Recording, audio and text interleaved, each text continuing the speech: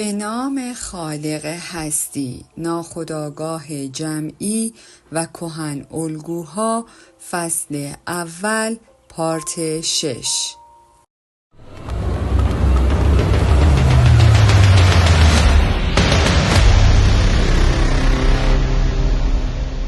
اکنون بیایید موضوع انرژی را که با توجه به رویدادهای فیزیکی تفسیر میشد در نظر بگیریم. در زمانهای گذشته آتش اسرارآمیز کیمیاگرها یا مایع آتش یا نیروی گرمازایی که در چیزی وجود داشت مثل گرمای اولیه رواقیون یا آتش همیشه زنده هراکلیتن که مفهوم اولیه نیروی فراگیر حیات را در خود داشت، قدرت رشد و شفابخشی جادویی بود که به طور کلی مانا نامیده میشد. آوردن مثالهای بیشتر در اینجا بیهوده خواهد بود. کافی است بدانیم که ایده یا دیدگاه منحصر به فردی وجود ندارد که پیشینه‌های تاریخی را در بر نگیرد. همه آنها بر پایه کهن الگوهای باستانی قرار دارند و به زمانی باز می‌گردند که حس آگاهی نمی‌اندیشیدند و فقط دریافت می‌کرد. افکار نتیجه دریافت‌های درونی هستند که اصلاً در موردشان فکر نکرده ایم. در عوض آنها را به عنوان پدیده‌های بیرونی که دیده یا شنیده شده اند دریافت کرده ایم. افکار لزوماً افشاگر هستند و بر ما تحمیل نشده‌اند یا به دلیل اولویت داشتن یا واقعیت یافتن ما را تحت فشار نگذاشتند. این نوع اندیشیدن فراتر از حد حس آگاهی من است و حس آگاهی بیشتر هدف است، نه موضوع اصلی. اما خود ما هنوز به بالاترین قله آگاهی دست نیافته ایم.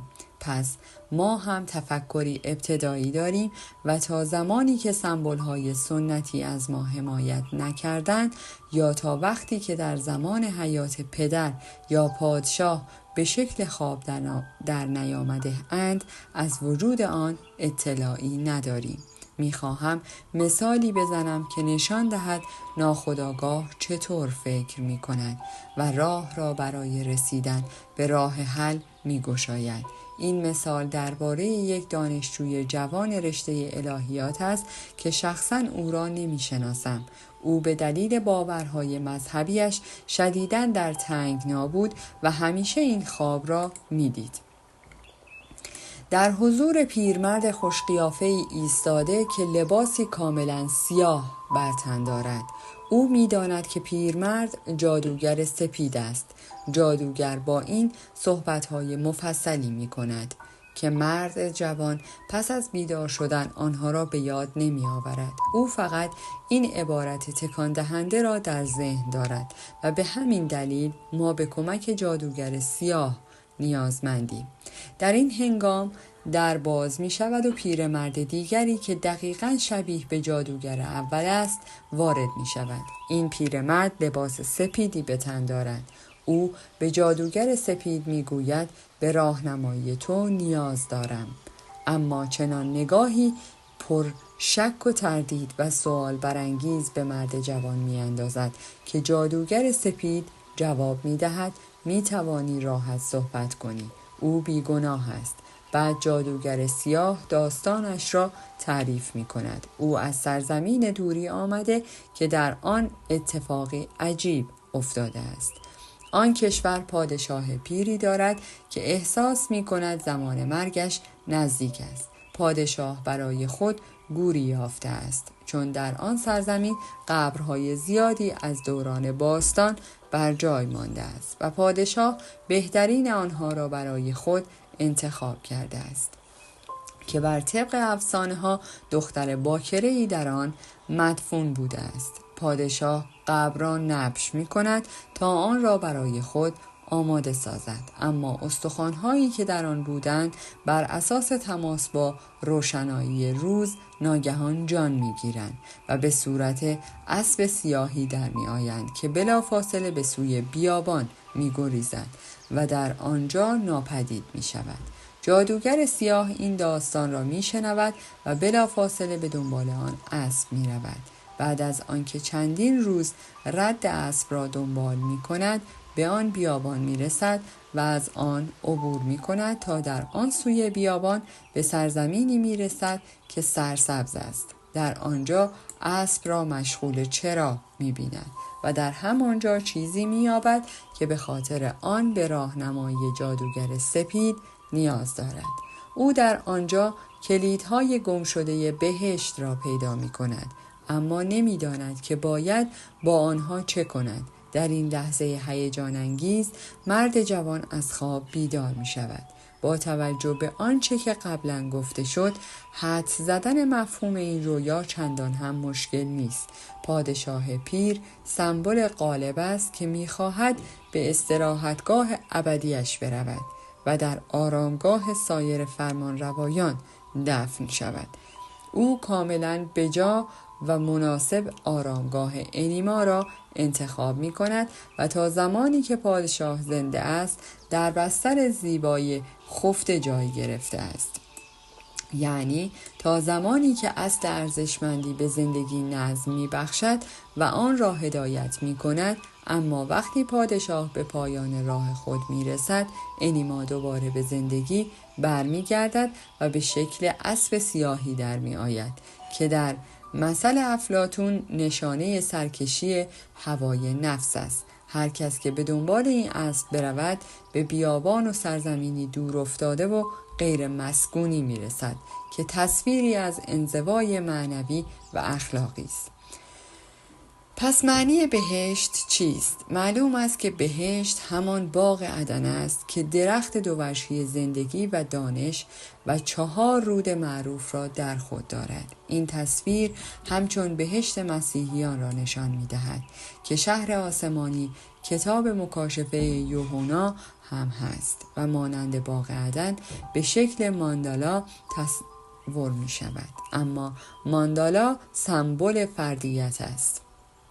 بنابراین جادوگر سیاه کسی است که کلید حل مسئله باوری را که بر دوش رویابین سنگینی می کند می یابد و کلیدهایی را می یابد که راه را برای کسب هویت باز می کند. بنابراین تضاد بیابان و بهشت نشان دهنده تقابل میان انزوا و کسب فردیت، یعنی تبدیل شدن به خود است. این بخش از رویا تفسیر قابل توجهی از یکی از گفته‌های مسیح است که در آن راه رسیدن به قلمرو آسمانی به وسیله حیوانات مشخص می شود و می گوید پس خود را بشناس چون تو همان شهری و آن شهر قلمرو الهی است. همچنین در این رویا به ماری که در بهشت پدر و مادر بشر را فریب داد تا مرتکب گناه شوند و نهایتاً باعث رستگاری انسان از طریق پسر خدا شد اشاره می گردد. همانطور که می دانیم این رابطه تصادفی همانند سازی مار با ناجی است. اسب سیاه و جادوگر سیاه عوامل نیمه شیطانی اند که ارتباطشان با عناصر نیکی با تغییر لباسها مشخص می شود. 2 جادوگر در حقیقت 2 جنبه پیرمرد خردمند، استاد و معلم اعظم و کهن الگوی روح هستند که سمبل معنایی از پیش موجود و نهفته و در بی‌نظمی زندگی هستند. او پدر روح است و با این وجود روح به طور معجزه آسایی مادر باکره او نیز هست و به همین دلیل کیمیاگرها او را نخستین پسر مادر می نامند. جادوگر سیاه و اسب سیاه در رویاهایی که قبلا ذکر شد مشابه حبوط در تاریکی هستند. چه درس سختی برای یک دانشجوی جوان الهیات. خوشبختانه او اصلا نمیدانست که پدر همه پیامبران در خواب با او صحبت کرده و راز بسیار مهمی را با او در میان گذاشته است. انسان از بی‌تناسبی چنین رویدادهایی شگفت زده می شود. چرا که این همه اسراف؟ اما باید بگویم که نمیدانیم این رویا در طولانی مدت چه تأثیری بر آن دانشجو گذاشته است و باید بر این نکته هم تأکید ورزم که این رویا چیزهای زیادی برای گفتن دارد. این نکات نباید نادیده گرفته شود، حتی اگر رویابین آنها را نفهمد. پیرمرد در این رویا به وضوح می‌کوشد نشان دهد که چگونه خیر و شر در کنار هم کار می‌کنند تا پاسخی برای درگیری اخلاقی روان مسیحیان که هنوز حل نشده است فراهم آورد. در این شکل خاص از برقراری ارتباط میان عناصر متضاد احساس می‌کنیم که به ایده‌های شرقی، به نیروانا در فلسفه هندو، یعنی آزاد شدن از دام عناصر متضاد از طریق آتشی دادن آنها و حل اختلافات میان آنها نزدیک شده ایم. اینکه چقدر ارتباطی که شرقی ها میان خیر و شر برقرار می کنند معنی دار است، در این پرسش پندآموز هندی مشخص می شود. چه کسی زودتر به تکامل می رسد؟ انسانی که خدا را دوست می دارد یا کسی که از خدا بیزار است؟ و پاسخ این است کسی که خدا را دوست دارد باید 7 مرتبه تناسخ یابد تا به تکامل برسد و کسی که از خدا بیزار است فقط 3 بار دچار تناسخ می شود، چون کسی که خدا را دوست ندارد بیشتر از کسی که خدا را دوست دارد به او فکر می کند. رها شدن از دام تضادها نیازمند پذیرش هم ارز بودن نقش آنهاست که به احساسات مسیحی ما لطمه میزند. با این وجود همانطور که رویای یاد شده نشان می‌دهد همکاری متعادل نیروهای متضاد اخلاقی حقیقتی طبیعی است که شرقی‌ها به طور طبیعی متوجه آن شده اند، اما در مسیحیت هم گفته‌های زیادی وجود دارد که به این گفتار بسیار نزدیکند.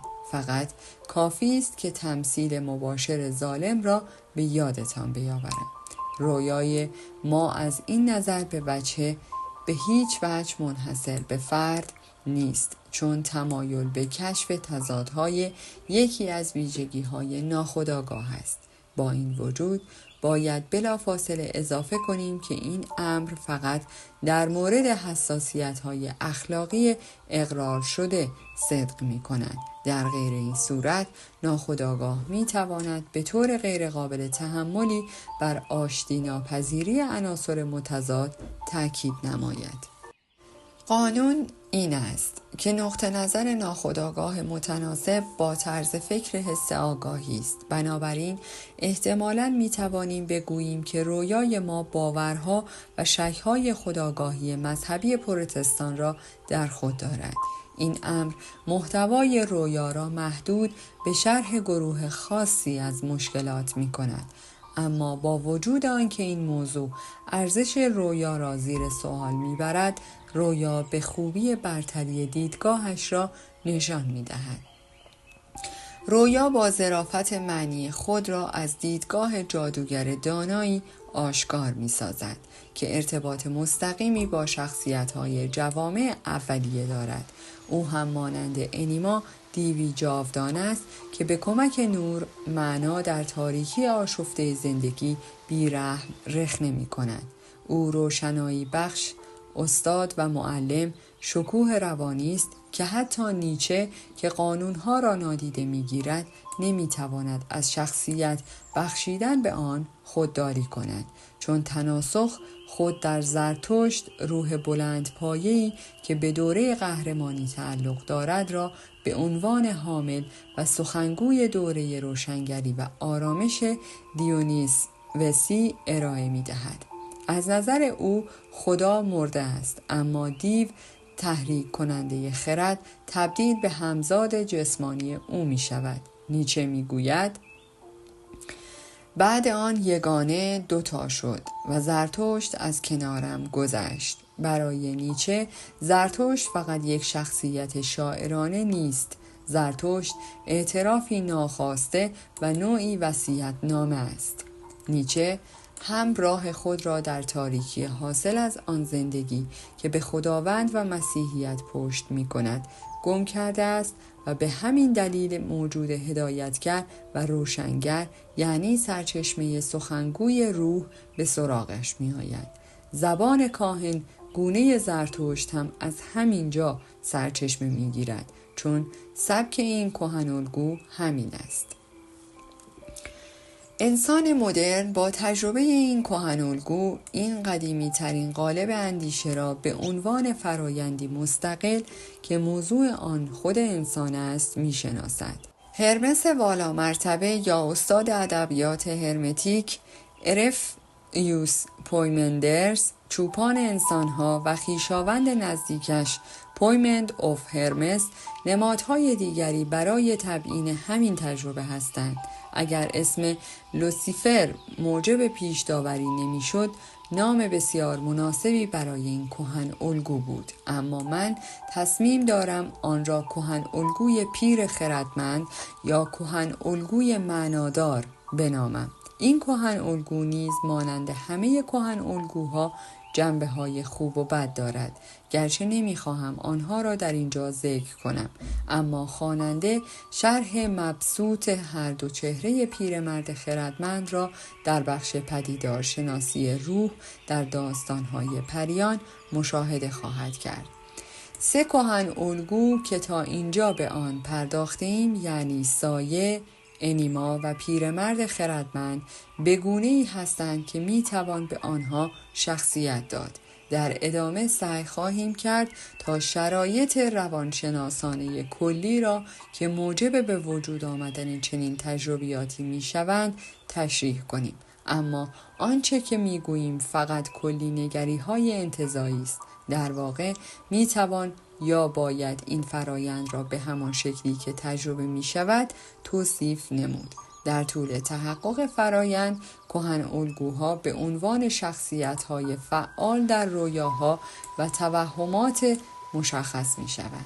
اما این فرایند شامل گروه دیگری از کهن الگوها نیز می باشند که می توان آنها را کهن الگوهای تغییر شکل داده نامید.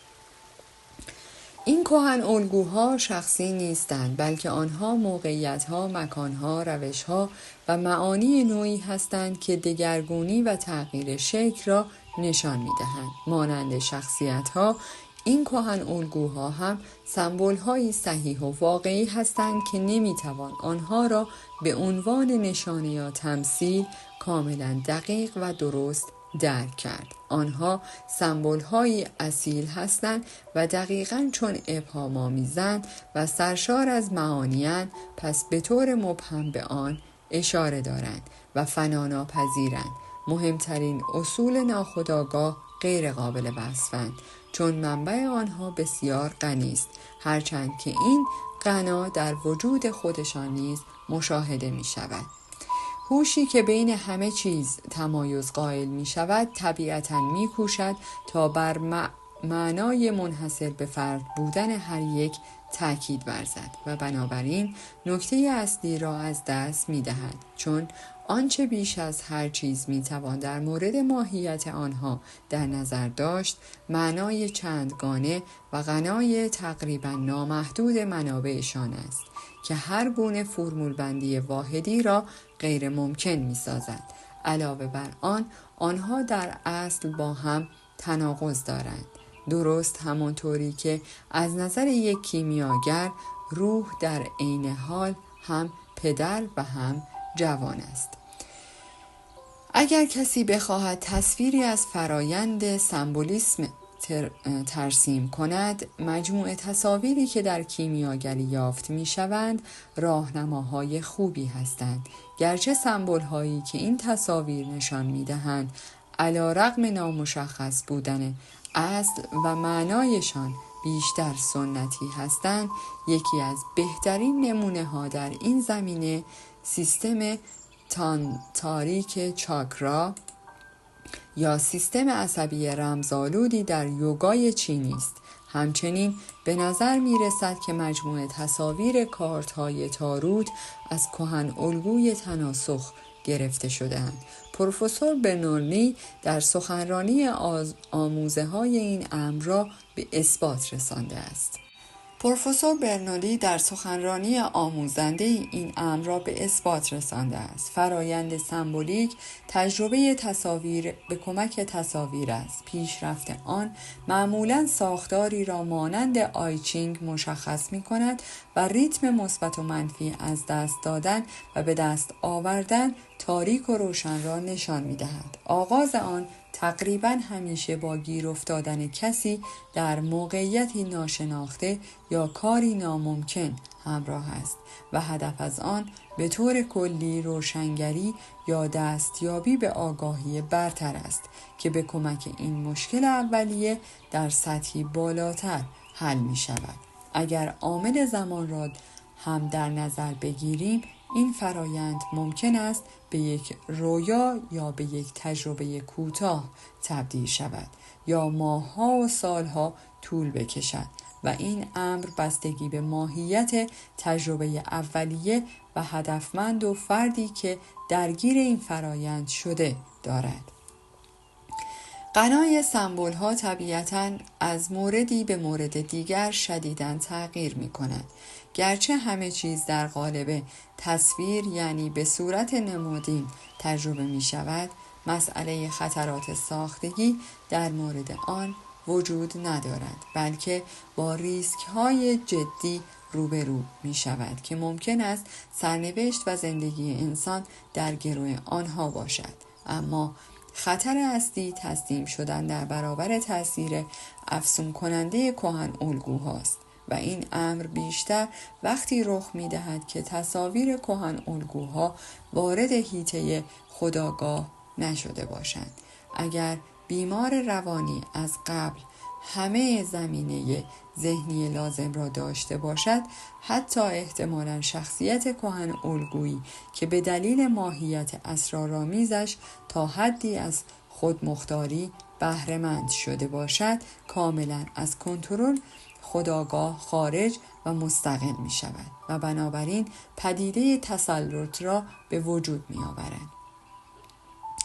مثلا در صورت تسلط انیما، بیمار می‌خواهد با اخته کردن خود به زن تبدیل شود یا می‌ترسد به زور اخته‌اش کنند. بهترین مثال برای این مورد سرگذشت بیمار روانی من شربر است.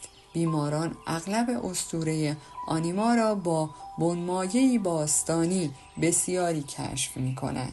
چنین موردی چندی پیش به وسیله نیلکن منتشر شد. بیمار دیگری نیز تجربیاتش در این زمینه را در کتابی شرح داده و بعد آنها را تفسیر کرده است.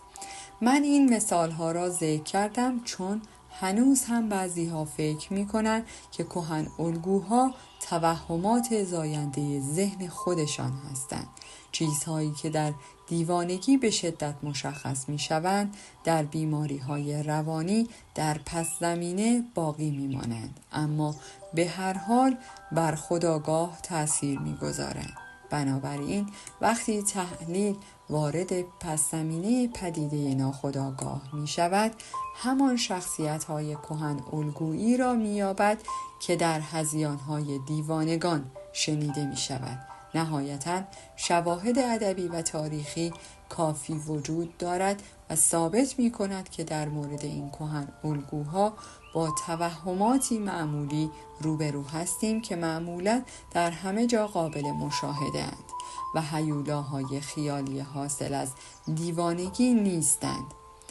عامل پدید شناسانه در وجود این ایده ها نهفته نیست و دلیل آن جدا شدگی خودآگاهی است که دیگر نمیتواند ناخودآگاه را کنترل نماید.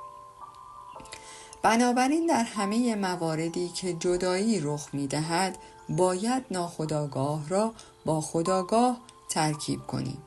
من این فرایند ترکیبی را فرایند کسب فردیت می‌نامم. در پایان از شما دوستان عزیزم می‌خواهم برای حمایت بیشتر ما کانال ما را به دوستان خود معرفی کنید. برای انرژی بیشتر ما رو لایک کنید و برای ادامه پرقدرت‌تر سابسکرایب.